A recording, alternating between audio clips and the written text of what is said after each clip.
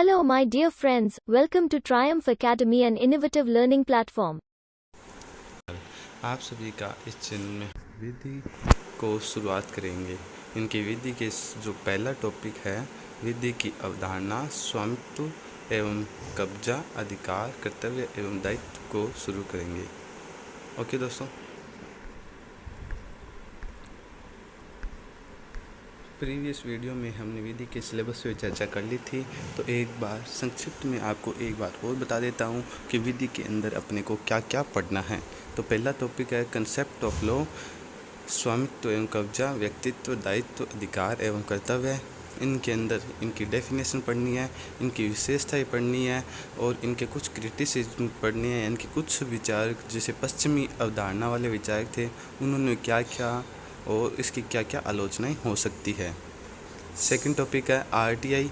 RTI के अंदर अपने को आरटीआई एक्ट पूरा का पूरा पढ़ना है, जिसमें मैंने सिलेक्टेड जो क्वेश्चन एग्ज़ाम में आ सकते हैं उनके नोट्स इस पर बना रखे, वो मैं आपको समझा दूंगा आगे वाली वीडियो के अंदर। इसके अंदर आप आरटीआई एक्ट पढ़ लेंगे, आरटीआई एक्ट की विभिन्न धाराएँ पढ़ लेंगे, लोक प्राधिकारी वगैरह वगैरह पढ़ लेंगे। नेक्स्ट है सूचना प्रौद्योगिकी विधि और साइबर क्राइम। साइबर क्राइम जैसे हैकिंग होती है, विशिंग होती है, जूस जैकिंग होती है, या वायरस होता है, मालवेयर अटैक होता है, इन सभी के बारे में अपनी इसमें पढ़ेंगे। फिर है बौद्धिक संपदा अधिकार, यानी कि कोई मानव मस्तिष्क की उपज का कोई कॉपीराइट ले लेता है तो वो बौद्धिक संपदा अधिकार के अंतर्गत आता है। स्त्री एवं बालकों के विरुद्ध अपराध, घरेलू हिंसा, यानी कि जो महिलाओं के साथ घर के अंदर जो हिंसा होती है उसके संबंधित प्रावधान घरेलू हिंसा टॉपिक के अंदर दिए हुए हैं। और हम इसके रिलेटेड अगर आपको पढ़ना है, अगर डिटेल में पढ़ना है, तो आप इससे रिलेटेड घरेलू हिंसा, महिलाओं, डोमेस्टिक वायलेंस एक्ट 2005 पढ़ सकते हैं। नेक्स्ट है कार्यस्थल पर यौन उत्पीड़न, यानी कि sexual harassment at work place.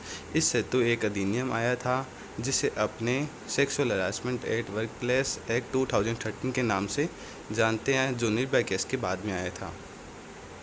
लैंगिक अपराधों से बालकों का संरक्षण अधिनियम 2012, ये पॉक्सो एक्ट के नाम से जाना जाता है। और बाल श्रमिकों से संबंधित विधि, जो बाल श्रमिकों से संबंधित जो कानून बना हुआ है 1986 का, और जो 2016 के अंदर इसके अंदर अमेंडमेंट हुआ था, वो अपन इसके अंदर पढ़ेंगे। और दो राजस्थान के जो भूमि विधियाँ, यानी कि जो लैंड लॉज है, वो है राजस्थान भू राजस्व अधिनियम 1956 और राजस्थान काश्तकारी अधिनियम, यानी राजस्थान टेनेंसी एक्ट 1955 को पढ़ेंगे। ये इंग्लिश के अंदर सिलेबस है, आप देख लेना। तो सबसे पहले अपने आज पहला टॉपिक शुरू करेंगे, विधि की अवधारणा, कंसेप्ट ऑफ लॉ। यानी कि सबसे पहले आपको कोई भी, यानी कि आप सिलेबस देख लेना, उसका हर बिंदु का आपको मतलब पता होना चाहिए, ये ज़रूरी बात है। तो विधि, इन जिसे अपनी सामान्य भाषा में या आम बोलचाल की भाषा के अंदर कानून के नाम से जाने जाते हैं। लॉ, ये क्या एक नियम संहिता, यानी कि रूल्स का एक कंडक्ट है जो व्यक्ति के आचरण को नियमित करता है, यानी कि उसको सही समाज के अनुरूप ही आचरण करना चाहिए। अगर वो इससे इतर आचरण करता है तो न्यायपालिका दंड दे सकती है। और ये लिखा हुआ रूप में होता है, यानी कि इंस्ट्रक्शन के रूप में होता है, व्यक्ति को समय समय पर निर्देशित कर रहा होता है। जब भी वो मार्ग भटक रहा होता है तो उस टाइम उसे निर्देशित कर दिया जाता है कि अगर आप इसका उल्लंघन करोगे तो आपको सज़ा मिल सकती है। समाज को सम्यक ढंग से चलाने हेतु भी विधि आवश्यक है। अगर विधि नहीं होगी तो अव्यवस्था उत्पन्न हो जाएगी, अराजकता उत्पन्न हो जाएगी, भय उत्पन्न हो जाएगा। इसलिए विधि समाज को सम्यक ढंग से चलाने हेतु आवश्यक है। आपने संविधान का अधिनियम पढ़ा होगा, आर्टिकल 13, जिसके अंदर विधि शब्द को पूर्णतः परिभाषित किया गया है। क्या था कि आपने हिस्ट्री के अंदर पढ़ा होगा, पहले मनुष्य भेड़ियों की तरह जीता था, फिर धीरे धीरे उसके अंदर विकास हुआ और सम्यक ढंग से उसने सभ्य मानव जीवन यापन करना स्टार्ट कर दिया। विधि मनुष्य के आचरण के वे सामान्य नियम हैं जो राज्य द्वारा स्वीकृत किए जाते हैं, यानी कि विधि से संबंधित कोई भी कानून बनाया जाएगा तो राज्य, यानी यहाँ पर भारत की बात हो रही है, भारत की संसद की बात हो रही है, विस्थापिका की बात हो रही है। और लागू करने का काम कौन करता है? कार्यपालिका, जिनका पालन अनिवार्य होता है। पालन न करने पर न्यायपालिका दंड देती है, यानी कि अगर आप विधि की पालना नहीं करोगे तो न्यायपालिका दंड दे सकती है। फिर अपने बात करते हैं कि आध्यात्मिक जगत में एक आपने वर्ड सुना होगा, विधि का विधान। विधि के विधान से आशय होता है कि विधाता द्वारा बनाया हुआ कानून, यानी कि विधाता ने जो कानून बना दिया वो विधि का विधान है, जैसे जीवन और मृत्यु। और इसके उद्देश्य क्या है, यानी कि विधि को शामिल करने के उद्देश्य क्या है, विधि बनाई क्योंकि, तो इसके उद्देश्य है कि समाज के आचरण को नियमित करना। समाज के आचरण को नियमित करना ही क्या है, विधि का उद्देश्य है। कानून का लक्ष्य क्या है कि नागरिकों को डांटना, धमकाना या उत्पीड़न करना नहीं होता। कि आपने देखा होगा कि लोगों में कानून सब सुनते ही भय उत्पन्न हो जाता है, जबकि इसका लक्ष्य ये नहीं होता कि नागरिकों को डांटा जाए, धमकाया जाए या उत्पीड़न की जाए, बल्कि इसका लक्ष्य तो होता है मुक्ति प्रदान करना और स्वतंत्रता जैसे जो प्राथमिक सुख है उसे बनाए रखना, और जो कि लोकतंत्र के लिए बहुत ही आवश्यक तत्व माना जाता है।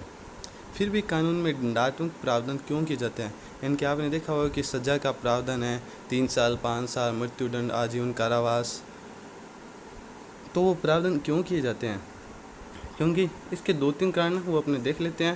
पहला होता है कि जो जो दंडात्मक प्रावधान है वो करने का उद्देश्य या जो लक्ष्य था वो दंड देना नहीं, जबकि जो असामाजिक तत्व है उनके व्यवहार को बदलना या सुधारना होता है। यानी कि असामाजिक तत्व समाज के अंदर अव्यवस्था और अराजकता उत्पन्न न करे, इसलिए उनके व्यवहार को बदलना या सुधारना होता है, इसलिए दंडात्मक प्रावधान किए जाते हैं। सेकंड है मृत्युदंड उन परिस्थितियों में दिए जाते हैं जो सुधार की सारी संभावना समाप्त हो गई हो।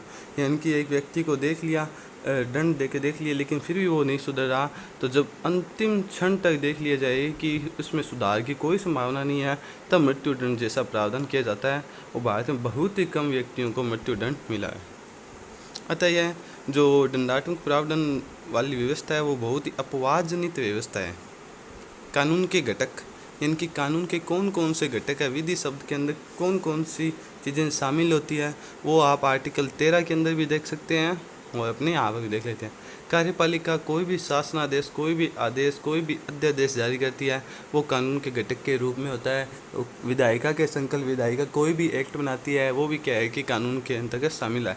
लेकिन आप एक बात हमेशा याद रखना, संविधान संशोधन विधि शब्द के अंदर शामिल नहीं है। समाज की आकांक्षाएं, आशाएं, रूढ़ियाँ, प्रथा, परंपरा, ये भी कि जो भी समाज की आशाएं, रूढ़ियाँ, प्रथा, परंपरा है वो भी कानून के अंदर शामिल है।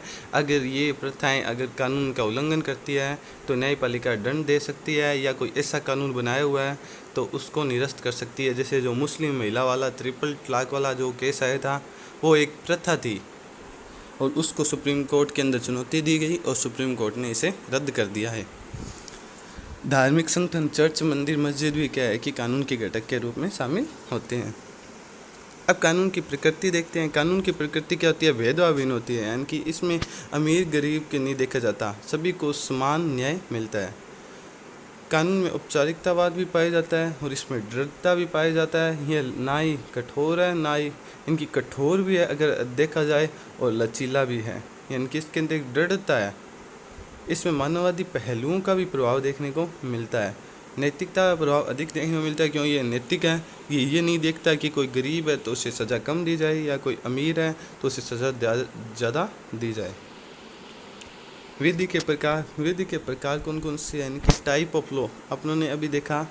विधि क्या होती है, विधि के उद्देश्य क्या है, विधि के लक्ष्य क्या है, और कानून में दंडात्मक प्रावधान करने के उद्देश्य क्या है, और विधि के जो प्रकृति है वो क्या होती है। अब नेक्स्ट देखते हैं विधि के प्रकार। ओके दोस्तों, विधि के प्रकार देखिए। विधि वैसे तो बहुत प्रकार है, लेकिन अपने मेन डिस्कस करने हैं। तो पहला है संवैधानिक कानून, कॉन्स्टिट्यूशनल लॉ। दूसरा है प्रशासनिक कानून, एडमिनिस्ट्रेटिव लॉ। तीसरा है सिविल लॉ, यानी कि सिविल कानून। क्रिमिनल लॉ, फौजदारी कानून। प्राकृतिक कानून, नेचुरल लॉ, और मार्शल लॉ। संवैधानिक कानून कौन से होते हैं? जो संविधान में उल्लेखित कानून क्या होते हैं, संवैधानिक कानून। प्रशासनिक कानून, जिन पे प्रशासनिक नियंत्रण स्थापित हो सके, वो प्रशासनिक कानून होते हैं। सिविल लॉ, समाज के जो भी आचरण है, रहन सहन है, उसको सुव्यवस्थित रूप से बनाए रखने के लिए जो कानून बनाए जाते हैं वो सिविल लॉ के अंतर्गत शामिल होते हैं। फिर क्रिमिनल लॉ, समाज में कानून व्यवस्था बनाए रखने के लिए तथा अपकृत्य और अनैतिक कार्य, यानी कि जो भी गलत कार्य या अत्याचार या उत्पीड़न जैसे किए जाते हैं उनको रोकने के लिए क्रिमिनल लॉ शामिल किए गए हैं। नेक्स्ट है नेचुरल लॉ, जो रित जनित कानून, यानी कि आप एथिक्स में एक शब्द पढ़ोगे रित की अवधारणा। वो ये है कि नेचुरल लॉ कौन से होते हैं? जो प्राकृतिक कानून है उन्हें नेचुरल लॉ के नाम से जाने जाते हैं, और फर्स्टली डिफाइन किया हुआ था थॉमस एक्विनास। मार्शेलो सैन्य अधिकारियों के विवेकाधिकारों को नियंत्रित करती है और मार्शेलो सेना से संबंधित है, तो आप समझ ही गए होंगे। विधि के दोष, विधि के दोष कौन कौन से हैं?